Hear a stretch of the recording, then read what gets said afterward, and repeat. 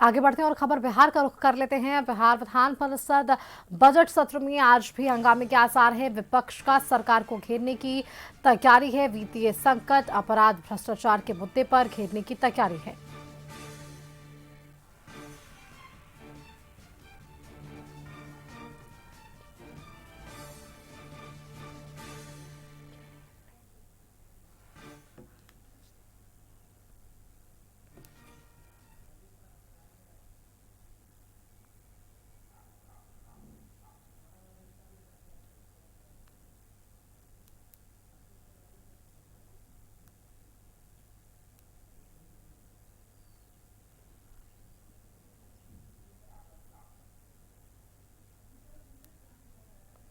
तो देखिए, जिस तरह से आज बजट सत्र के दौरान हंगामे के आसार बहुत बताए जा रहे हैं। विपक्ष का सरकार को घेरने की पूरी तैयारी जरूर नजर आ रही है। वित्तीय संकट हो या लॉ एंड ऑर्डर, भ्रष्टाचार के मुद्दे हो, ऐसे मुद्दों को लेकर घेरने की तैयारी जरूर होने वाली है। आपको पिछले दिनों याद होगा किस तरह से विपक्ष के नेता राबड़ी देवी ने नेतृत्व किया और सदन के बाहर हंगामा जरूर देखने को मिला था। ऐसे में बिहार विधान परिषद बजट में आज भी हंगामे के आसार नजर आ रहे हैं।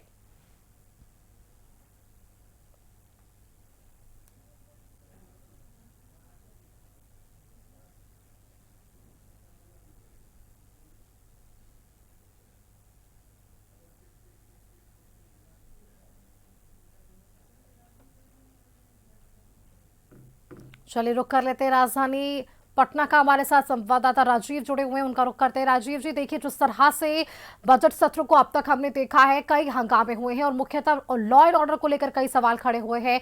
आज क्या कुछ आसार है? क्योंकि पिछले दिनों ये भी हमने देखा था, राबड़ी देवी ने सदन के बाहर किस तरह से हंगामा किया था।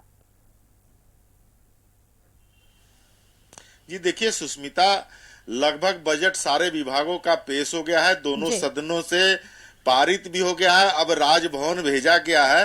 तो बजट को लेकर के कोई असमंजस की स्थिति नहीं है, लेकिन प्रश्न है, अल्पसूचित प्रश्न है, शून्यकाल है, ध्यानाकर्षण है, ये सारे प्रश्न आज हैं, जिसमें शिक्षा विभाग मुख्य अहम है। शिक्षा विभाग को लेकर के, उस शिक्षा विभाग को लेकर के आज कई प्रश्न पूछे जाएंगे, जिसमें क्रमानुसार ये प्रश्न होंगे और सभी विधायकों के द्वारा पूछे जाएंगे। समाज कल्याण विभाग है, वन एवं पर्यावरण विभाग है, अति पिछड़ा विभाग है, SC ST विभाग है, ये सारे विभागों के प्रश्न लिए जाएंगे आज। चूंकि आज क्या है कि आज फिर से कानून व्यवस्था को लेकर के जो विपक्ष है मुखर रहेगा, सवाल खड़े करेंगे। चूंकि जिस तरह से स्थिति बनी है और हाल के दिनों में लगातार ताबड़तोड़ हत्याएं हो रही हैं, जैसे परसों ही देर रात जगनपुरा में हत्या हुई थी 2 भाइयों की, उसको लेकर के विपक्ष काफी हमलावर था और स्थिति इतनी भयावह हुई कि कार्य स्थगन प्रस्ताव लाया गया, लेकिन उसे चूंकि संख्या बल में विपक्ष कमजोर है, इसलिए कार्य स्थगन प्रस्ताव पारित नहीं हो सका।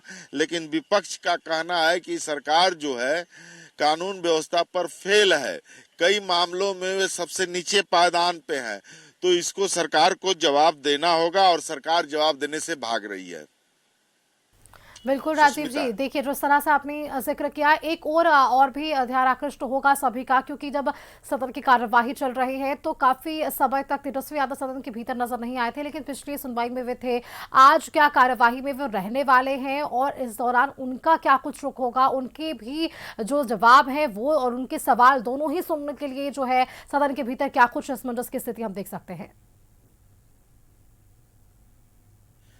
जी तेजस्वी यादव कल आए थे और आज भी आने की संभावना है। चूंकि तेजस्वी यादव पटना में है, तो निश्चित रूप से वे नेता प्रतिपक्ष होने के नाते विधानसभा में उनका आना अवश्यंभावी होता है और माना जाता है कि नेता प्रतिपक्ष के बिना जो प्रतिपक्ष है यानी कि विपक्ष है वो हमलावर नहीं हो पाते हैं, चूंकि उनका नेता ही गायब रहता है। तो वैसी स्थिति में आज गर्मा गर्म की स्थिति बनेगी। चूंकि नेता प्रतिपक्ष तेजस्वी यादव आएंगे, कल वो आए थे तो प्रेस कॉन्फ्रेंस कर करके बिहार के कानून व्यवस्था को लेकर के उन्होंने सवाल खड़े किए थे, और जब वो अनुपस्थित भी रहते थे, सदन में बाहर रहते थे, तो वो एक्स पोस्ट के जरिए समय समय पे आंकड़े जारी करके अपराध के, बलात्कार के, बच्चियों के साथ जिस तरह से उत्पीड़न का मामला साल के दिनों में आया, तो ये सारे मुद्दे उठाते रहे एक्स पोस्ट के जरिए। लेकिन अब वो विधानसभा में आ रहे हैं, यानी कल भी आए थे और आज भी आने की संभावना है, तो विपक्ष थोड़ा मजबूत दिखाई देगी। संख्या बल में भले ही कमजोर हो, लेकिन नेता प्रतिपक्ष के रहने से विपक्ष जो है काफी मजबूत हो जाता है। तो वैसी स्थिति में नेता प्रतिपक्ष आज रहेंगे तो विपक्ष का हमला सरकार पर देखने को मिलेगा।